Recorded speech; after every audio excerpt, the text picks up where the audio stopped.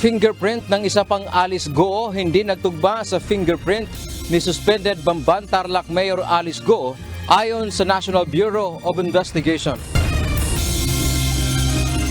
1 kilo ng shabu na recover sa isang drug supplier sa Davao City. Kamara nasa huling yugto na ng paghahanda para sa ikatlong State of the Nation Address o SONA ni Pangulong Ferdinand Marcos Jr. sa July 22. Mga pribadong paaralan apektado na rin ng inflation. Dagdag matrikula, kailangan umano talaga para makapagpatuloy ng operasyon.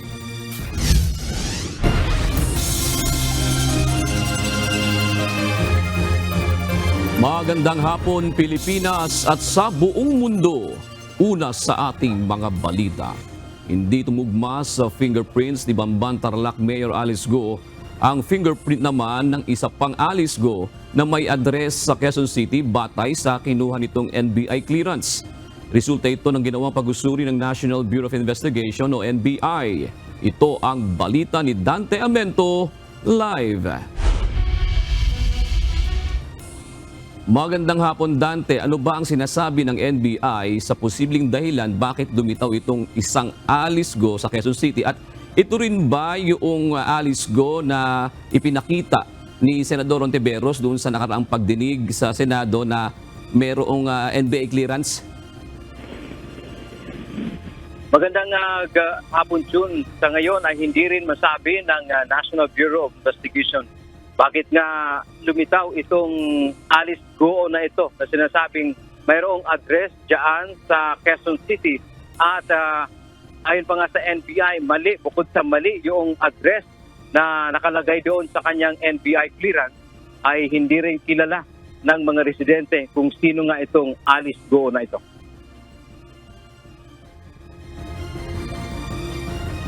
Sa inilabas na resulta ngayong hapon ng pagsusuri na ginawa ng Dactyloscopy Division ng National Bureau of Investigation o NBI, hindi tugma ang fingerprint ng isang Alice Go na may address sa 138 Calansiao Street, Project 8, Quezon City sa fingerprint ni suspended Bamban Tarlac Mayor Alice Go o Go Huaping.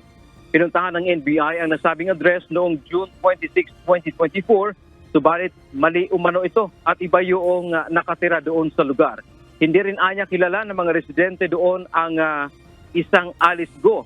Ang birthday nito ay kapareho ng birthday ng alkalde na July 12, 1986 at sa Tarlac din ipinanganak. The fingerprint card of this person was again compared. Minatch namin dun sa unang dalawang fingerprint card. Hindi nagmatch. So, eto, hindi ko alam kung sino siya. Kinuha ang nasabing NBI clearance si Alice Go noong November 3, 2005 at wala itong anumang hit o walang nakitang kapangalan na may kaso. Ayon kay NBI Director Jaime Santiago, pinagkumpara nila ang fingerprint sa naunang dalawang fingerprints ng alkalde. Dagdag pa ni Santiago, malinaw na sa ngayon na hindi si Mayor Go ang lumitaw na isa pang Alice Go sa Quezon City.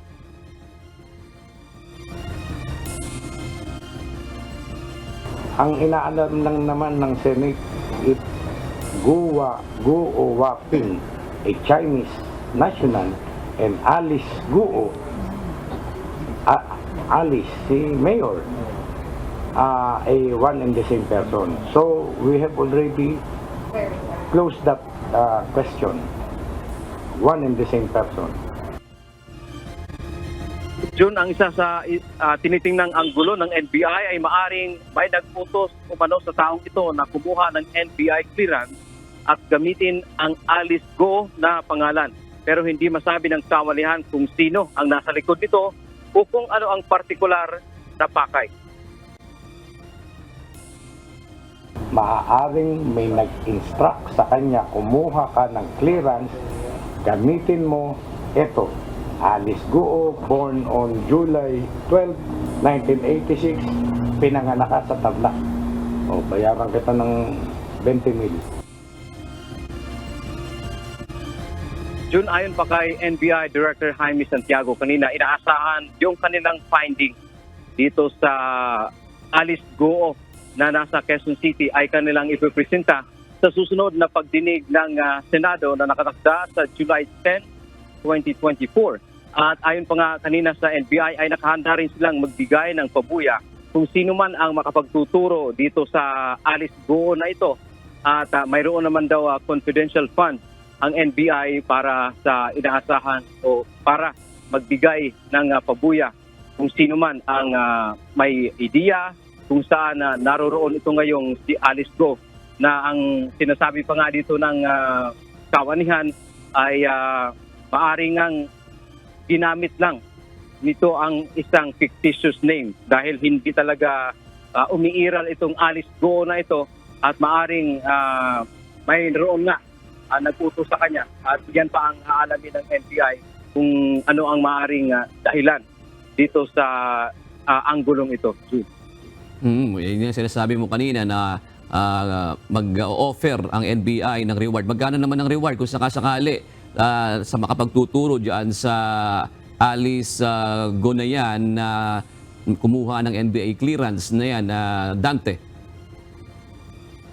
Alam mo dyan, walang binigay na exact amount ang NBI kung magkano ang kanilang maaaring ibibigay na pabuya kung sino man ang makapagtuturo dito sa Alice Go na ito na sinasabi ngang nameke ng pangalan. Sinasabi mo nga, hindi ito, kumbaga, ano na to, yung fingerprint, hindi naman masyadong relevant na kasi na-establish na naman ng Senate yung pagkaparehong fingerprints nung nakaraan, di ba, Dante? Yes, Jun, ang sinasabi nga dito ng NBI, ang issue lang kasi, ang gusto lang malaman ng ating Senado, ay ito bang si Go Huaping at si Mayor Alice Go ay iisa lang na individual, which is noon nakaraan nga fingerprint examination, doon sa resulta ay napatunayan nga ng NBI, sinasabi ng NBI, iisa lang tao ito, si Mayor Alice Go at yung si Go Huaping, which is alien ito, Jun. Hindi ito kumuha ng NBI clearance. Pumasok ito sa bansa at mayroon sinasabi nilang alien ito at nagkaroon ng record noong nakaraang 2006. So ang record galing sa Bureau of Immigration at nabigyan ang NBI. Yan naman ngayon ang pinagkumpara ng NBI yung fingerprint ni Go Huaping mula sa Bureau of Immigration at fingerprint ni Mayor Alice Go, which is nakita ng NBI na iisang tao lamang ito, June. So yun nga, tama ka dyan, ang hindi na masyadong pero Dante, ang punto rin naman ng NBI dito, meron ba silang timeline na kailangan masunod para maidala nila sa Senate hearing itong nung nasa NBI clearance na yan, yung Alice Go na yan, na taga Quezon City, umano. Kasi sa Quezon City, medyo kabisado natin yung Project 8, Project 4, yung Kalanchaw kasi nasa Project 4 yun eh. Parang wala kaming nakikitang sa Project 8 na Kalanchaw, parang gano'n na street. Oh, tama, Jun. Alam mo, isa din yun kanina sa punto. Yung Kalancha, wala yung sa Project 8, andun sa Project 4. Pinuntahan din doon ng NBI at hindi rin nila nakita doon. I mean, nagtanong din sila, hindi rin kilala noong mga residente doon. At wala namang timeline, Jun, na binigay ang NBI. Dahil ang sinasabi na lang nila dito, dahil nga hindi nila makilala, lalo na yung mukha ay black and white pa Jun eh. Ang sinasabi na lang dito kanina ni Director Santiago, kung sakasakali may mag-apply na isang individual, pagka nakita nilang tutugma ang fingerprint dito ngayon sa nagpakilalang Alice Go na dyan sa Quezon City, ay maaari nila itong ma-question bakit gumamit ka ng ganoong pangalan, ano ang iyong pakay o ano ang iyong dahilan, Jun. At sino ang nag-utos sa kanya kung sakasakali, Dante, di ba? Yes, John, isa rin yun sa punto doon kanina, natanong din natin yung nga lang hindi rin masagot pa ng NBI kung ano ba talaga sino bang nag-utos, kasi considering yung isa pang Alice Go, itong si Mayor Alice, ito ngayon, itong pinag-uusapan natin, ay nakakuha ito ng NBI clearance way back 2005.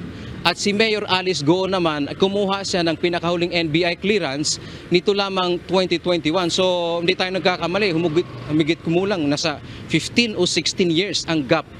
So bakit nagkaroon ngayon ng dalawang identity na magkapareho doon sa span ng time na yon na 15 to 16 years, June. So yun yung isa ngayon sa aalamin ng ating NBI. Yan, totoo yan. Patunay lamang, tama yung sinasabi ni NBA Director Santiago Dante, kasi sa pagre-report pa natin ngayon, minsan nalilito na tayo kung sino yung Alice na tinutukoy natin, di ba? Yun, parang yun talaga ang layunin nung kukuha ng NBA clearance, Dante. Yes, Jun, technically kung tayo ang sa madaling sabi para lang manlito, yun yung nagiging senaryo ngayon. Kasi biruin mo, lumitaw nga itong tao na ito ngayong 2005 pa, tapos nagkaroon siya ng kapangalan ngayon nang magkumuha si Mayor Alice Go 2021. So ang ngayon dito ay nakakalito nga, ang nakakalito para sa atin at maging sa maraming tao bakit nagkaganon yung naging sitwasyon. Bukod pa dito sa ang establisado lang kasi ngayon, June, yung si Mayor Alice Go at itong Go Huaping ay isa lang. Pero itong isa ngayon, yun pa ang ating antabayanan kung ano ang magiging susunod na hakbang pa ng ating mga otoridad hinggil dyan kung paano ito mahanap, June. Alright, maraming salamat, Dante Amento.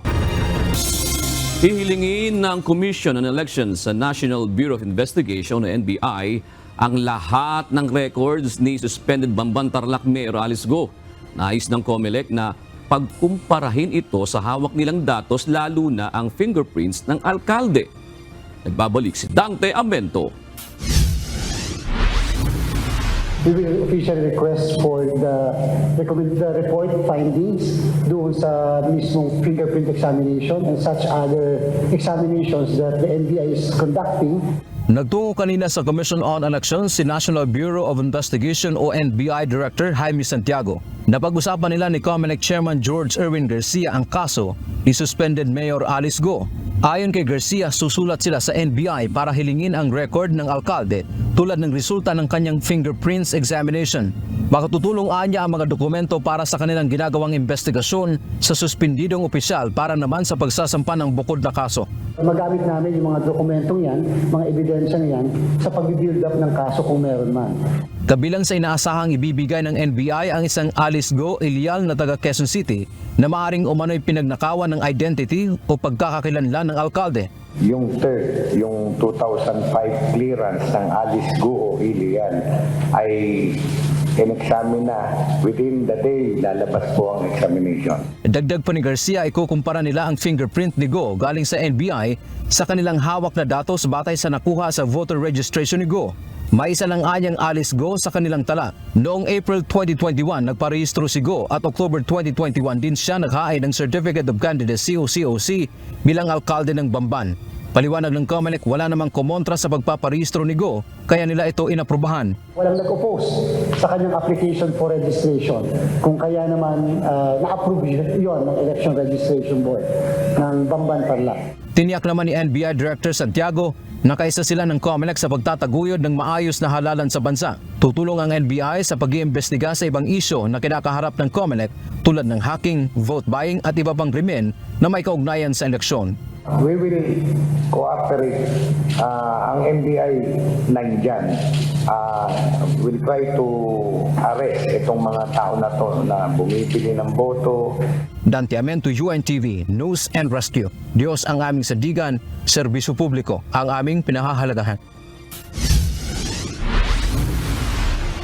Nakipagpulong ang Presidential Anti-Organized Crime Commission kay Chinese Ambassador Wang Xilian.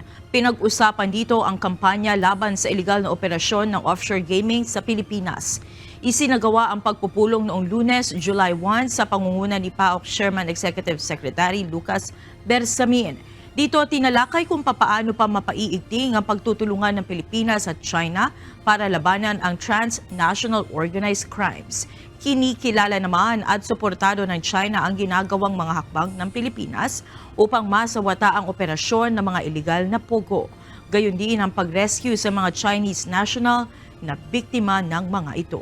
Nauna na umapela ang Chinese Embassy sa pamahalaan ng Pilipinas na tuluyan ng ipagbawal ang pogo sa bansa.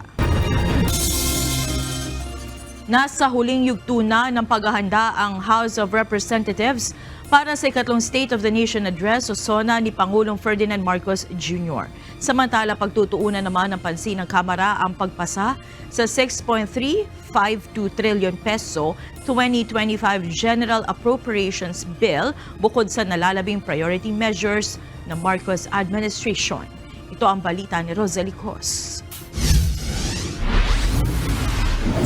Sa Senate, di ba, will be on that side. Naglibot at nag-inspeksyon sa mga pasilidad ng House of Representatives ngayong araw si Tingog Party List Representative Yeda Romualdez, ang may bahay ng House Speaker na si Martin Romualdez. 18 araw ito bago ang ikatlong State of the Nation Address o SONA ni Pangulong Ferdinand Marcos Jr. Patuloy ang pagsaayos sa ilang bahagi ng Kamara para sa annual event. Kasalukuyang chairperson ng House Committee on Accounts, si Congresswoman Yeda. Ang komite na nangangasiwa sa internal budget ng House of Representatives kabilang na ang budget preparation, submission at approval, disbursements, accounting at financial operations.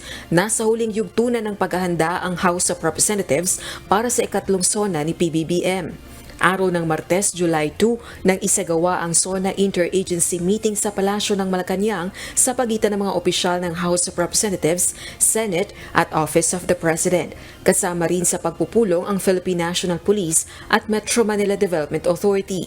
Sa July 15, nakatakda ang huling pagpupulong ng interagency para sa SONA preparations. Samantala, pagtutuunan naman ng pansin ng Kamara ang pagpasa sa 6.352 trillion peso General Appropriations Bill bukod sa nalalabing priority measures ng Marcos administration. Ayon kay Speaker Romualdez, magdodoble kayod ang Kamara upang maipasa ang panukalang pambansang pondo. Ito ay bago ang adjournment ng sesyon sa end of September 2024. Giit ng House Speaker, titiyakin ng Kamarang may sapat na pondo para sa edukasyon, agrikultura, modernization ng armed forces, infrastruktura at iba pang proyekto ng PBBM administration. Oras namang maipasa ang General Appropriations Bill sa Kamara, isusumite naman ang General Appropriations Bill sa Senado. Rosa Licoz, UNTV News and Rescue. Diyos ang aming sandigan, serbisyo publiko ang aming pinahahalagahan. May natanggap na ulat ang Philippine National Police tungkol sa mga tindahan ng gun accessories na nagbebenta ng digital night vision rifle scopes. Ngunit nagbabala ang PNP Civil Security Group na hindi pinapayagang bumili nito ang mga sibilyan dahil sa usapin ng seguridad. Kaya pila nila sa firearms importer and dealers, itigil na ang pagbebenta ng naturang device na maaaring magamit sa hindi magandang paraan. Ito ang balita ni Leia Ilagan. Mga military grade kasi ito. So medyo, syempre ang iniiwasan po natin na itong mga military grade na mga accessories ay mapunta sa civilians. Ipinatitigil na ng Philippine National Police Civil Security Group at Firearms and Explosives Office sa mga firearms dealer na magbenta ng military-grade digital night vision rifle scope sa mga sibilyan. Ayon kay PNP CSG spokesperson, Police Lieutenant Colonel Yudisan Gultiano, tanging mga miyembro lamang ng law enforcement agencies ang pinapayagan na makabili ng naturang accessory. Kapag itong mga accessories na to ay mapupunta sa mga civilians or not trained, maaari pong makompromise yung security and public safety. That's why po sa ngayon, nire-regulate po natin yung pagbebenta at pag-distribute nito sa AFP lang and PNP and other law enforcement agencies. Sinabi pa ni Gultiano, lubhang delikado kapag napunta ito sa kamay ng mga irresponsableng sibilyan at lawless element. Siyempre kasi mamaya magamit ito sa mga ibang like mga private armed groups. yun ang inaano natin. Kapag magamit ng mga civilian na nagbabantay sa mga specific people, yun ang iniiwasan.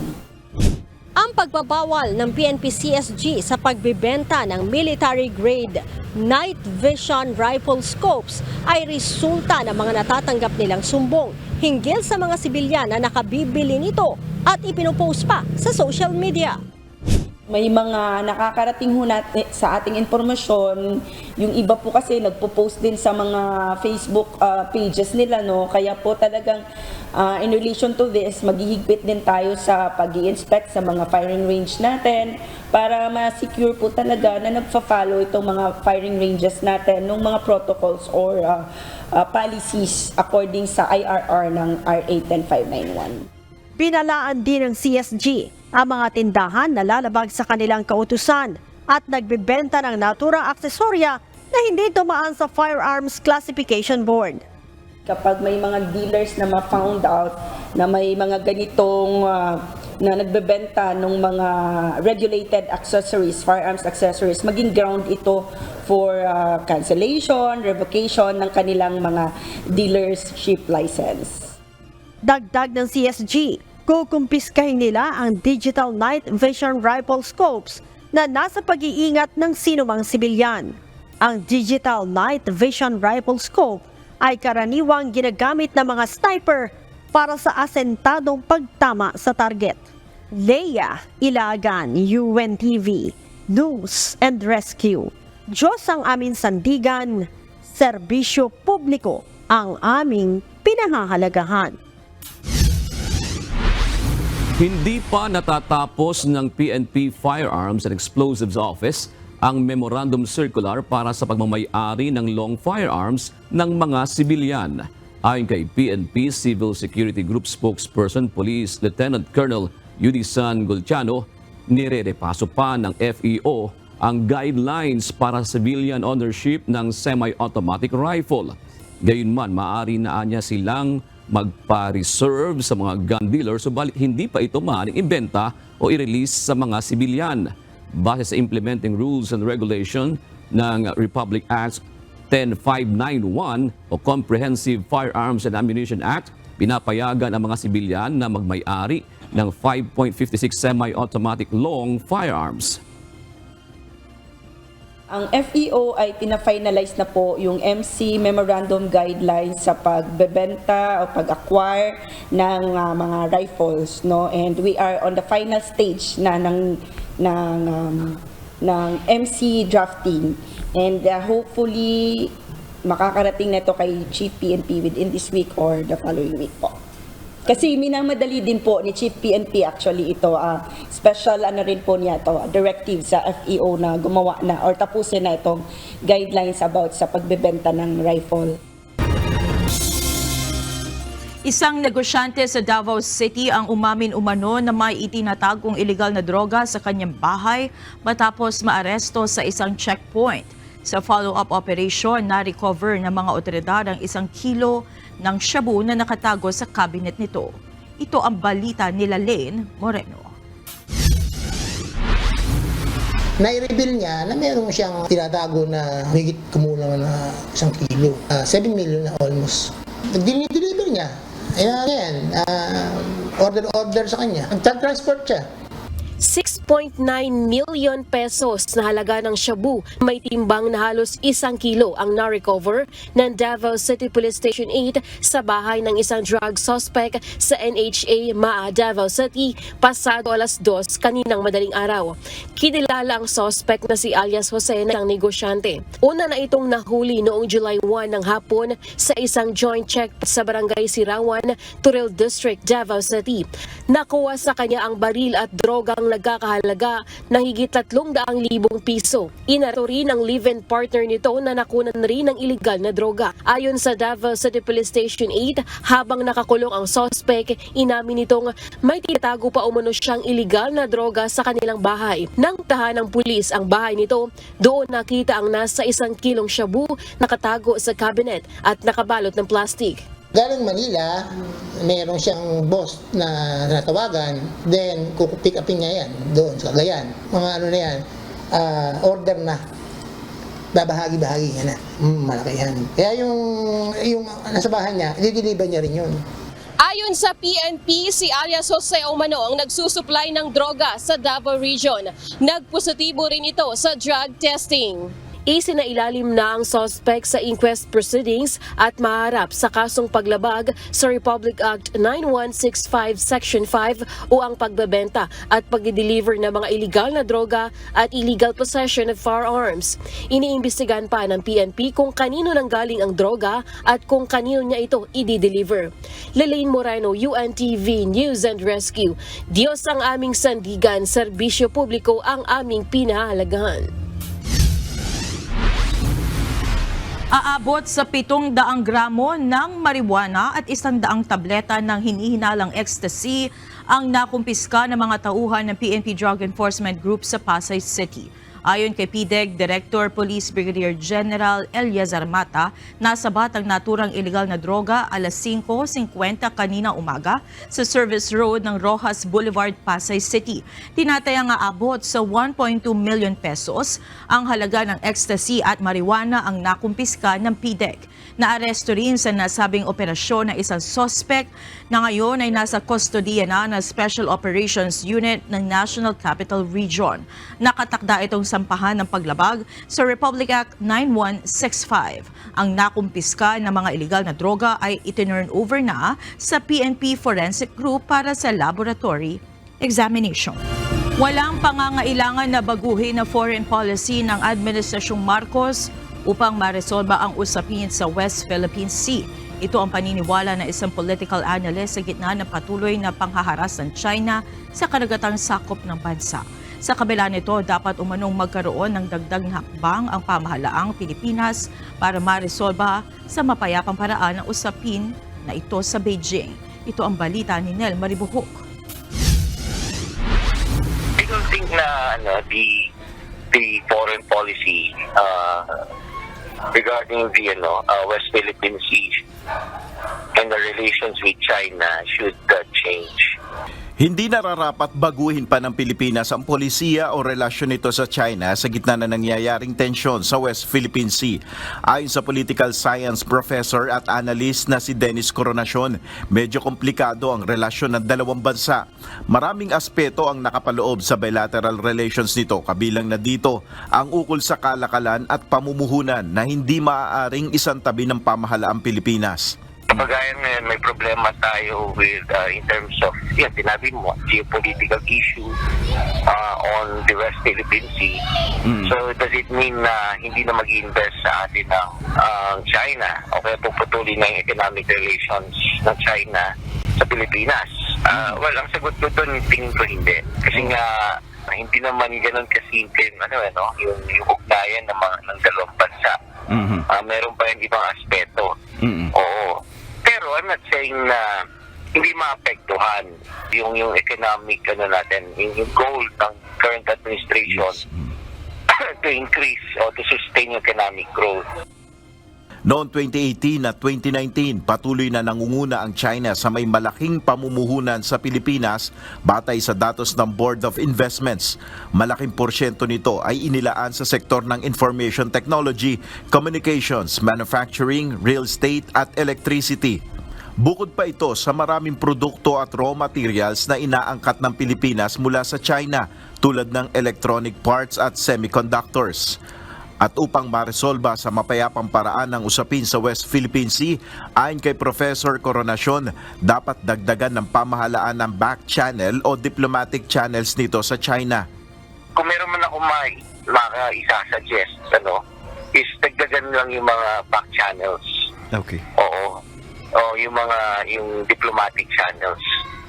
Kasi pwede naman, hindi naman porket nagkakaroon ng mga skirmishes okay may mga ganyang incidents sa West Philippine Sea. Hindi na natin pwede i-explore yung back channel, for example, o diplomacy.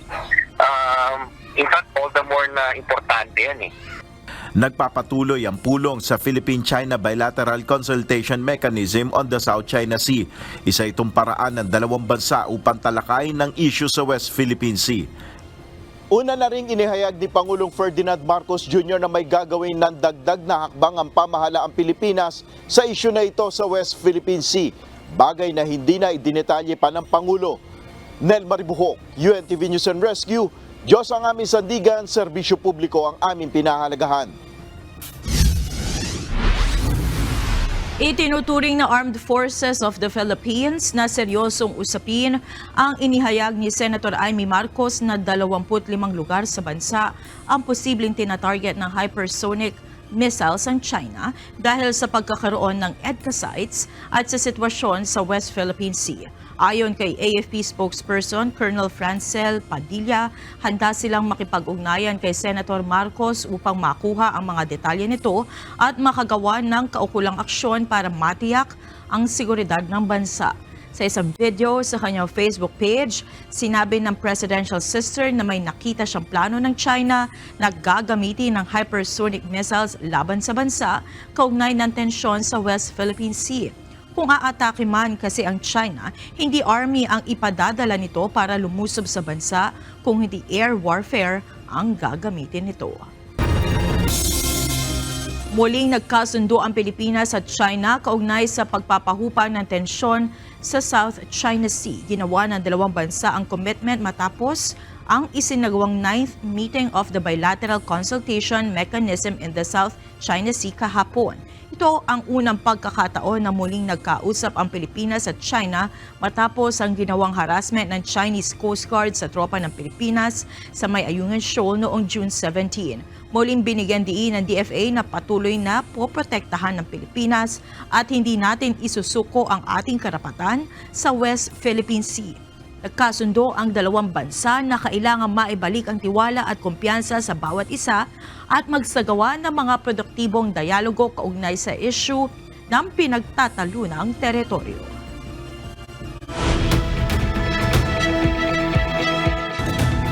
Anim na ang napaulat na namatay sa pagtama ng Category 5 Hurricane Beryl sa Jamaica.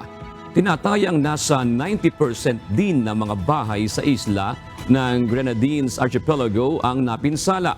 Bagamat ipinapalagay na bahagyang hihina na ito sa mga darating na oras, inaasahan pa rin na magiging lubhang mapanganib ito habang kumikilos patungong Cayman Islands. Hinikayat naman ni Jamaican Prime Minister Andrew Holness ang publiko na mag-ibak ng pagkain, baterya, kandila at tubig. Pinapayuhan din ito ang mamamayan na i-secure ang mahalagang dokumento at alisin ang mga puno o anumang gamit na maaaring maging sanhi ng panganib sa mga lugar. Our electricity service and eventually water will go if the storm reaches a serious threshold. And this is a precautionary move by our utilities. Isinisisi ni US President Joe Biden sa kawalan ng pahinga at jet lag ang kanyang poor performance sa unang debate nila ni Donald Trump. Ayon kay Biden, hindi siya nakinig sa payo ng kanyang staff na huwag na munang bumiyahe bago ang paghaharap nila ni Trump noong June 27. Aminado rin siyang halos makatulog na sa pagod habang nagaganap ang face-off nila ng katunggali. Humingi siya ng pamanhin sa nangyari. Ilang pribadong paaralan ang humihiling na taasan ang matrikula ng mga mag-aaral simula sa darating na pasukan. Pangunahing dinadahilan nila ang pagtaas sa presyo ng mga bilihin at mga bayarin. Ito ang balita ni Jed Neresina.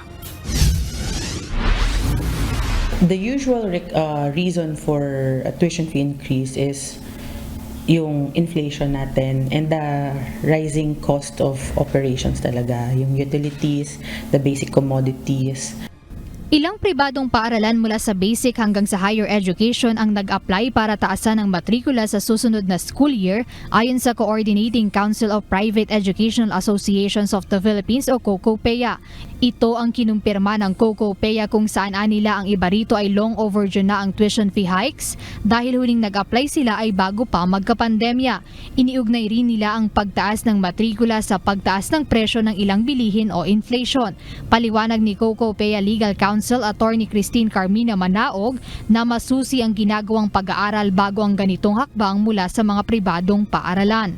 And yung ganitong application for tuition fee increase naman, hindi yan basta-basta na ina-apply ng schools. Inaaral nila yan, no? And as much as possible, hanggang sa kaya ng private schools na hindi magtaas, hindi talaga nag-tuition fee increase agad-agad. Aniya ito rin ay para matugunan ng inflation at economic difficulties, kaya hindi rin talaga maiwasan ang tuition hike na 3% hanggang 12% depende sa rehiyon o lugar sa bansa. The teachers and school employees also rely on the schools, no, for their daily living. So, if hindi kami mag-a-adjust, if hindi mag-a-adjust ng schools, mapapag-iwanan yung salaries ng ating mga school employees, and sila rin mismo hindi makakatustos ng kanilang pang-araw-araw na gastusin. Dagdag ni Attorney Manaog na kailangan din talaga ng mismong paaralan ng dagdag sa matrikula upang matugunan ang kanilang operational expenses, lalo na at 30% lang ang napupunta para sa paaralan at ang 70% ng karagdagan sa tuition fee ay mapupunta sa mga sahod ng mga guro. Kaya hiling niya na sana ay aprobado na ang ipinasa ng mga pribadong paaralan o kaya naman ay kasalukuyan na itong nire-review. By this time, we are hoping that the applications have been processed and a decision on the applications have been made kasi malapit enrollment season na, malapit na yung opening of classes. So I think may mga ilang schools na tayo or maraming schools na ang naka-receive ng feedback or decision from either CHED or DepEd. Samantala, sinuportahan naman ito ng National Parent-Teacher Association dahil ayon sa presidente nito na si Willie Rodriguez, isa itong pagpapakita ng suporta sa kalagayan ng ating mga guro. Malaki po ang benepisyo sa konting pagtataas ng ating tuition fee. For example po, 70% is napupunta po sa sweldo ng teachers at saka sa maintenance. And then, kapag ang ating mga teacher maganda po yung kanilang mga sweldo, maganda din po ang pagtuturo, at it will benefit our children, at mga stakeholders. Kailangan din ito ng mga pribadong paaralan upang sila ay hindi malugi o magsara dahil sa taas ng gastusin. Ang ating private schools naman, kailangan din nila, basta reasonable lang yung kanilang pagtataas, like siguro yung sa proposal ng 3 to 12%, maging 3% na lang, at least mapagbigyan.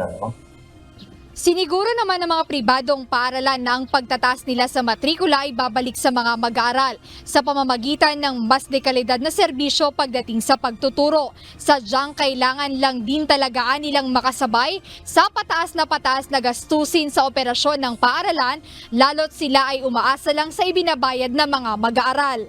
Jed Neresina, UNTV News and Rescue. Diyos ang aming sandigan, serbisyo publiko ang aming pinahahalagahan. Pag-aaralan ni Incoming Education Secretary Edgardo Sani Angara ang panukalang itaas sa 50,000 pesos ang entry salary level ng public school teachers. Sa isang panayam, sinabi ni Senator Angara na hindi lang working condition ng mga guro ang nais niyang isaayos kundi maging ang kanilang sweldo at benepisyo. Suportado rin ng bagong kalihim ang planong iban o ipagbabawal ang mga cellphone at iba pang gadget sa loob ng classroom. Naaresto ng Bureau of Immigration ng Pilipinas ang puganteng Chinese national na umano'y wanted dahil sa investment scam. Ayon pa sa Bureau of Immigration, matagal nang wanted sa kanila ang nasabing dayuhan dahil blacklisted ito sa Pilipinas mula pa noong nakaraang taon.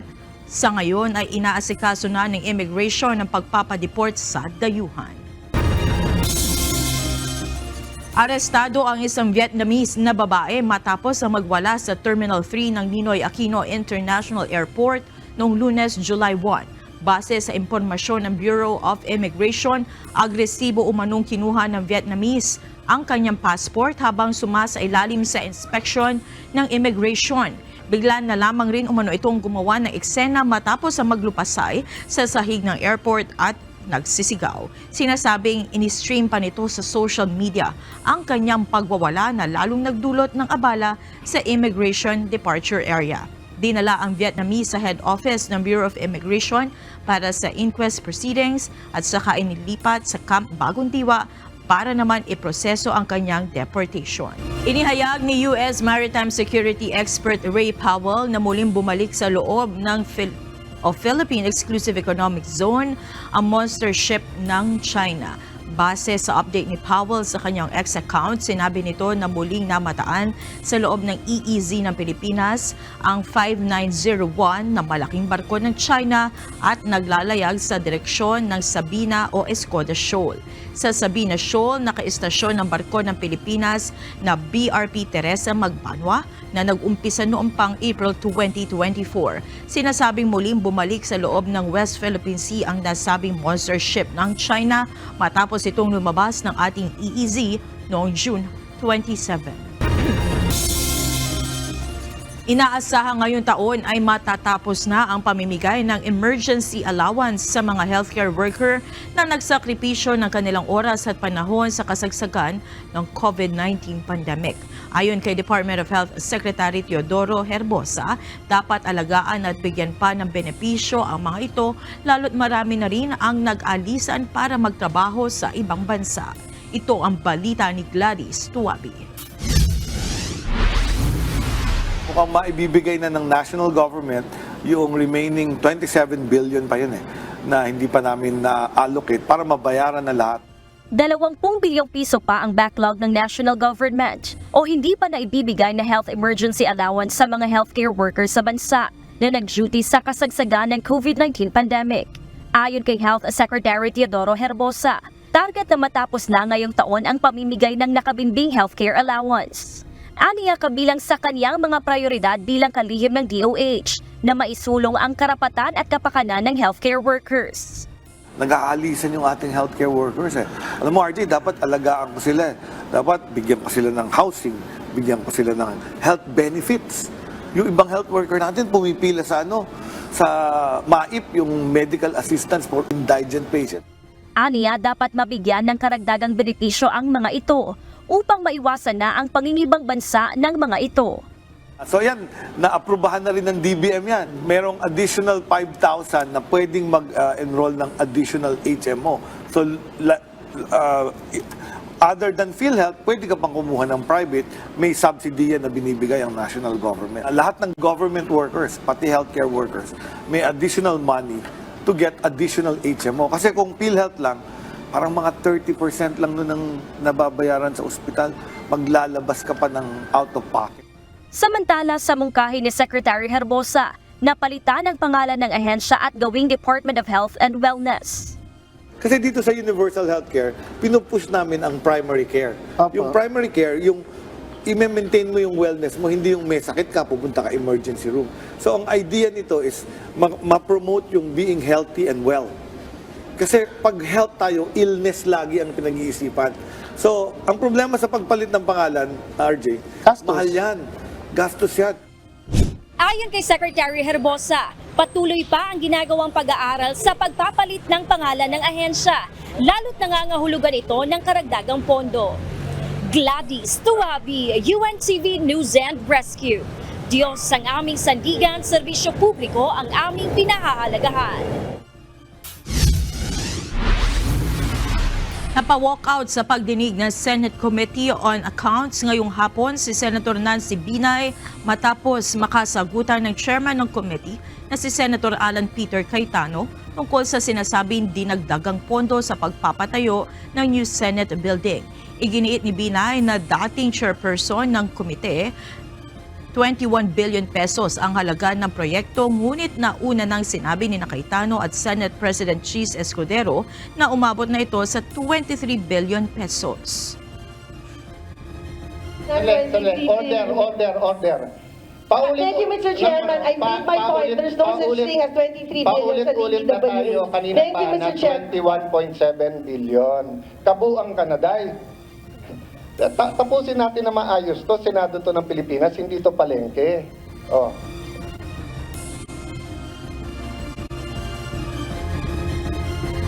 Una nang iniutos sa Senate President Escudero ang pag-review sa proyekto at pansamantalang ipatigil ang construction dahil lumagpas na ng 20 billion pesos ang nagagastos dito.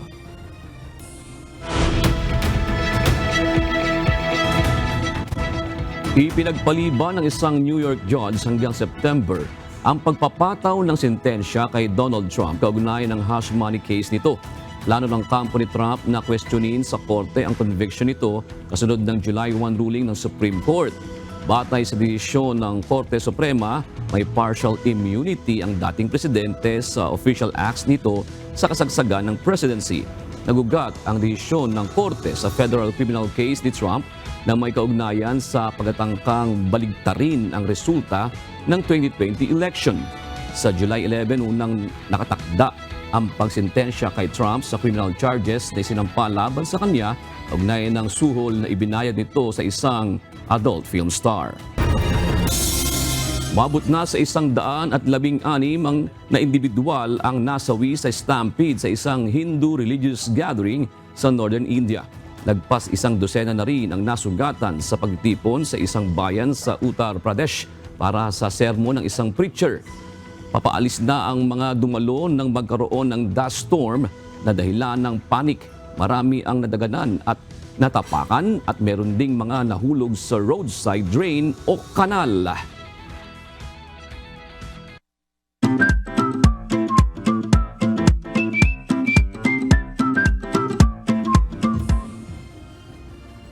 Narito naman po ang ating mga kausing ngayong araw po ng Miyerkules. Salamat po at shout out kina Sorongon Ronnie, Arnold Francis G. Banasihan at JC Rocadio.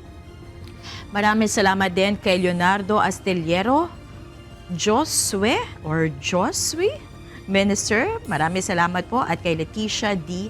Fernando. At narito po ang salita ng Diyos nating sandigan mula sa aklat ng unang Korinto 2:16 na nagsasabi, sapagkat sino ang nakakilala ng pag-iisip ng Panginoon upang siya'y turuan niya, natapwat na sa atin ang pag-iisip ni Kristo.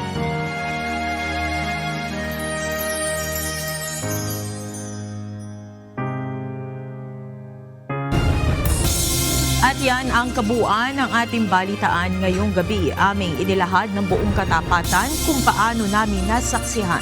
Ay po'y makapagtitiwala na ang aming nakita at narinig ang aming ibinabalita. At dito po sa UNTV, Diyos ang aming sandigan, serbisyo publiko ang aming pinahahalagahan. Magandang gabi po.